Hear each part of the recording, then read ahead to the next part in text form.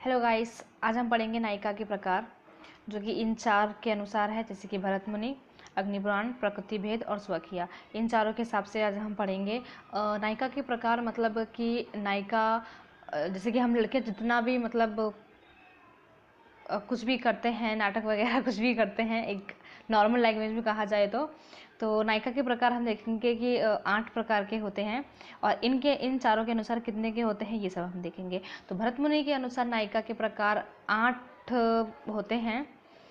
पहला है वास कज्जा। ये नाम तो बड़े हार्ड हैं, पर इनके बारे में जब हम जानेंगे तब बड़ा अच्छा लगेगा, क्योंकि इन सब के गुण हमारे किसी ना किसी लड़की के अंदर होते ही होते हैं।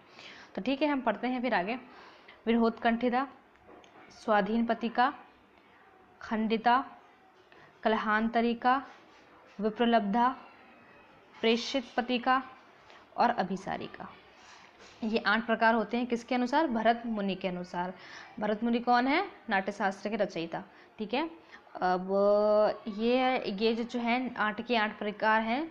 इन 8 के बारे में हम जानेंगे कि इनका मतलब क्या होता है। मुझे पता है कि इन सब का मतलब वर्ड थोड़े हार्ड हैं, मतलब नहीं पता चला होगा, लेकिन जब हम उनके बारे में पढ़ेंगे ना तो बड़ा अच्छे से समझ में आ जाएगा। ठीक है, तो फिर हम पढ़ते हैं। पहला है वास कज्जा। ठीक है, इसका मतलब होता है प्रिय आने की आशा से स्वयं को सजाने वाली। मतलब कि जिसकी शादी हो चुकी है, जिसका प्रिय देश से या फिर कोई काम करके आ रहा है, तो उसका इंतज़ार करने वाली, खुद को मतलब तैयार वैयार हो के एकदम उसके अपने मान लीजिए उसका हस्बैंड, मान लीजिए उसका इंतज़ार कर रही है, तो वो होती है वास कज्जा। अब विरहोत्कंठिता मतलब प्रिय के आने में देर होने से उल्कंठिता नायिका। मतलब इसका मतलब ये होता है कि जब वो तैयार वैयार होकर एकदम वेट कर रही है, अगर वो लेट करे तो गुस्सा तो आता ही है, तो ऐसी नायिका को बोलते हैं विरहोत्कंठिता। और फिर अगर आपकी शादी हो चुकी है, कोई भी वीडियो सुन रहा है, अगर है ना अगर ऐसा कुछ होता हो आपके साथ में, तो एक ये ऐसा वर्ड उसके साथ इस्तेमाल करके देखिएगा कि कैसा सामने वाले का रिएक्शन होता है। ठीक है ना, और मुझे कमेंट करके बताइएगा कि कैसा लगा। स्वाधीन पतिका, हम अगर है ना मज़े करके पढ़ेंगे ना तो हमको याद भी रहेगा। फिर है तीसरा नंबर पे है स्वाधीन पतिका। स्वाधीन पतिका मतलब जिस नायिका का प्रिय उसके समीप व उसके अधीन, मतलब जो नायिका है उसका प्रिय उससे मतलब समीप ना हो, उसके अधीन ना हो, तो वह होती है स्वाधीन पतिका। और खंडिता, खंडिता मतलब होता है अपराधी नायक पर स्त्री गम चिन्हों को देखकर कलुषित करने वाली नायिका। मतलब कि किसी के साथ किसी का अफेयर चलता हो और उसको पता चल जाए कि मतलब इसका किसी और के साथ अफेयर चल रहा है, तो वो होती है खंडिता।